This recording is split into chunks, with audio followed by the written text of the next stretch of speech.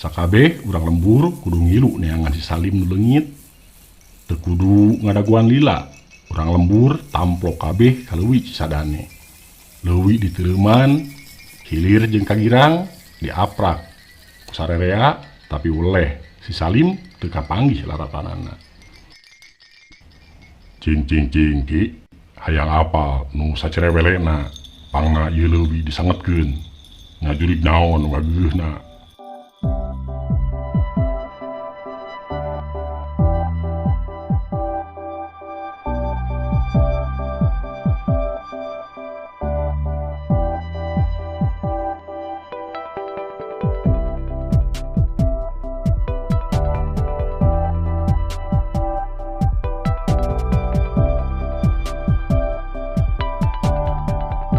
Panuhun kana parantos subscribe kana acan mangga diantos subscribe na oge tong hilap like share komen sinareng video.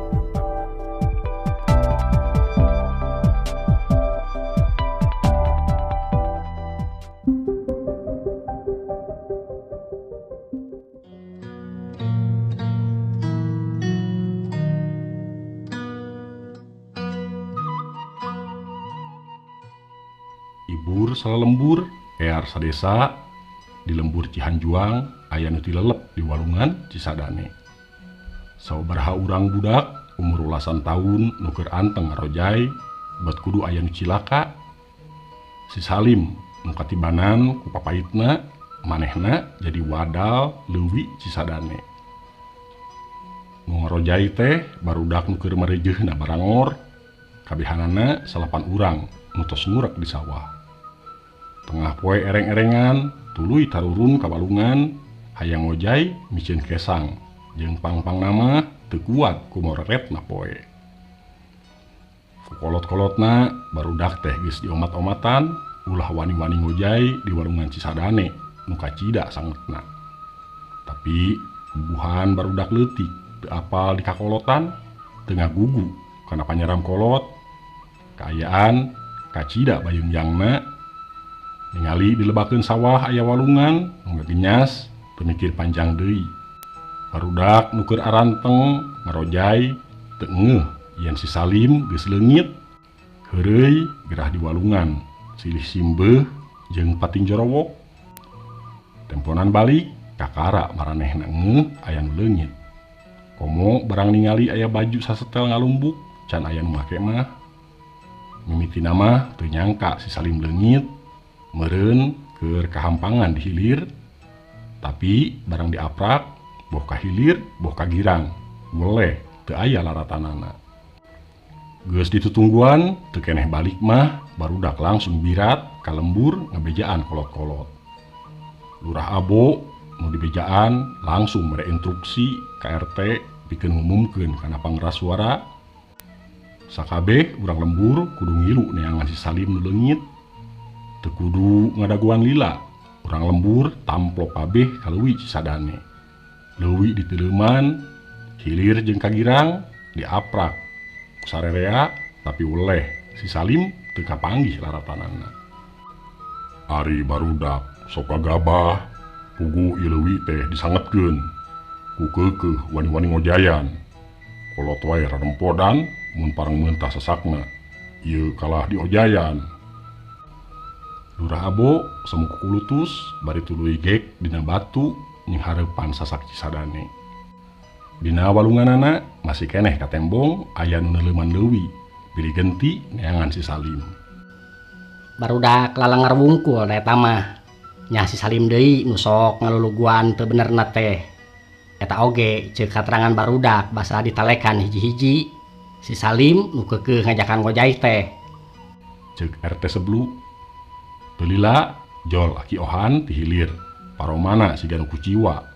Tuluy gek milu diuk deukeut Lurah Abo. Tah geuning aya Ki Ohan. Ceuk RT sebelu. Tah Palurah. Ki Ohan anu apal kana sangetna ieu leuwih. Cing ki hayang apal nu sacerewelena pangna ieu leuwih disangetkeun ngajurig naon wageuna. Ceuk Lurah Abo bari tuluy sedakep nying hareup ka Ki Ohan. Baheula mun kawenehan nu mentas sasaksi sadane sok remen ningali samak ngampar dina batu damprak itu.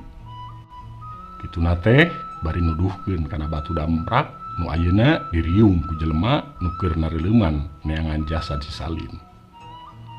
Osok oge katembong dina sisi leuwih nu deet ngampar samak bubuhan caina herang. Lurah jeung RT sebelu tuluy nyised diukna ngadeukeutan kiohan.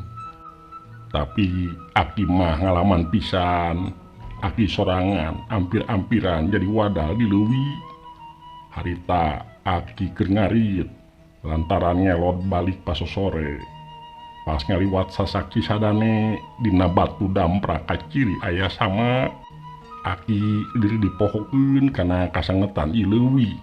Komo barang ningali samak ngampar dina batu damprak mah kabita we nu aya. Beukeur mah di imah teh samak geus ruksak. Dina pikiran teh meureun samak nu keur dipoe kabawa palid ti kirang. Langsung tutulubun bari nyecakeun karung dukut. Ngan barang antol kana samak kaciri samak teh siga nu hiru jeung rek ngabuleun leungeun. Nyaho kitu mah geus teu mikir panjang deui, langsung ngaberengbeng lumpat cul kana jukut ngabingbrit kalemburkeun. Nepi di lembur langsung teu inget di bumi alam. Terus kumaha ki? Ceuk Lurah Abo siga nu panasaran. Saterus nama ieu leuwih beuki sanget, tapi teu saeutik oge urang lembur nu nyebutkeun majarkeun aki gede wadul jijeunan. Tapi da aki mah teu nginjem ceuli jeung teu nginjem panon, estu kaalaman ku sorangan kalawan ampir-ampiran jadi korbana. Meureun mun aki kaleled mah ieu leuwih teh dingaranan leuwih ohan. Kitu nate bari dituntungan ku seuri. Nah mah mun nu geus kabawa kana cai mah sarua geus teu nyawaan. Aya nu nyebutkeun dibawa kana liangna nu ngajalur ka laut. Jasad jelema nu beunang kaleled ku lulun samak teh tuluy dibawa ka laut pikeun disebakeun kana ngageugeuh laut kidul. Aki Ohan nuluykeun caritana. Terus kumaha deui Ki? Lurah jeung RT mah bareng. Ayeuna mah tong wakaloba ngobrol. Urang kudu buru-buru neangan saha nu wani neuleuman ieu leuwih engke peuting sasoranganan. Ceuk Ohan bari ngareret Lurah jeung RT. Nu direret ukur silih pelong tina paromana oge geus kateguh eueuh nu daek. Nah, bat kudu ti peuting Ki. Jeung naha deui bat kudu neuleuman sosoranganan. Kuriak nu niat rek neangan kalahkah jadi wadal oge. RT sebelu bangun nu panasaran. Hus, tong sompral sia. Ki Ohan ngagebes. Ari urusan jeung nu kitu mah kudu ditarekehanana ti peuting, mangsa alam sepi jempling. Pameulina memang kitu, ari hayang jasad kabawa deui mah. Beres kitu mah tuluy wae Lurah Abo neangan pijalmaeun nu daek neuleuman leuwih engke peuting. Loba nu teu sanggup barana teuing cenah kudu teuleum sasoranganan di leuwih nu geus puguh aya jurigan. Aya lulun samak nu ti beurangna geus ngalawadal. Tapi ari disaliksi ka unggal lembur mah teu burung aya nu sanggup. Jang Ahmad putra Ustad Wawan teueuh palika nu daek teh. Jang Ahmad tuluy ngajak Lurah jeung Ki Ohan sangkan nganteur kalawan di papadonan tong ngaguruh. Malah inditna ge kudu mopoek cenah. Sanepina disasak tuluy Jang Ahmad papadon ka Lurah Abo jeung Ki Ohan. Keun tong hariwang mun salila 40 menit kuring teu mucung deui. Hartina kuring geus sasab di ieu leuwih kabawa ka laut atawa ka alam siluman. Tong dijieun ibur, isuk-isuk teangan we jasad kuring di ieu leuwih. Mun teu kapanggih oge tong ibur, kuring pasti balik deui. Kitu papadona teh. Rada ngagebeg oge Lurah Abo jeung Ki Ohan ngadenge nu di papadonan kitu mah. Tapi teu bisa majar kumaha, duanana ukur bisa ngaheukeun ku unggeu. Jang Ahmad tuluy rencepan turun tina sasak mapai batu. Nepi dina batu damprak tuluy ka tembong ngajengjen salila-lila. Tayuhna mah keur mapatkeun doa atawa meureun jampe pamake palika. Da sidik akina teh baheula mah palika kawentar. Geus kitu mah lep we teu leum. Can oge 20 menit Jang Ahmad geus kaciri hanjat. Tuluy muru kana nungguan. Kumaha Jang? Ceuk Lurah Abo hari weus-weus. Wayahna aki atawa lurah kudu balik ka lembur menta panitih. Aya budak teh ka tembong sukuna wungkul. Geus dikenyang teu bisa, kudu bari ditojos ku panitih hayang kabawa deui mah. Abi hilap teu mawa. Padahal mun aki teh baheula kungsi papadon, tong leupas tina paniti tukang teu leumah. Pokna Lurah Abo jeung Ki Ohan teu loba tatanya tuluy uyap-ayap kana calana jeung bajuna. Gap Ki Ohan kana kancing bajuna nu kamari lesot. Untung kamari teh langsung dipanitihan. Alah Jang, teu kudu ka lembur ka jauh-jauh. Ieu kabeneran di aki aya panitih mah. Can oge Ki Ohan jeung Lurah Abo sempet nanya keur naon-naonna. Jang Ahmad geus kaburu turun manten, tuluy lep deui cara tadi. Kalawan teu jajampean ayeuna mah. Teu lila kira-kira 15 menitan aya nu ngaburial, tarik naker. Selang sababaraha menit dicai nu ngaburuk-buk motah pucung heul. Jang Ahmad bari nyeklan layon si Salim. Ieu bantuan mawa. Cek Jang Ahmad bari tuluy hanjat mayang layon. Digeroan turun mantuan bari dudag degdeg reuwas jeung kasima. Hayu, geuwat urang tinggalkeun ieu leuwih. Pokna deui bari tuluy haranjat mawa layon ka tembong sareretan ku Lurah jeung Ki Ohan cai leuwih nu siga ngamuk motah. Tapi teu hayang nengetan papanjangan, nu puguh mah hayang geura balik nepi ka lembur.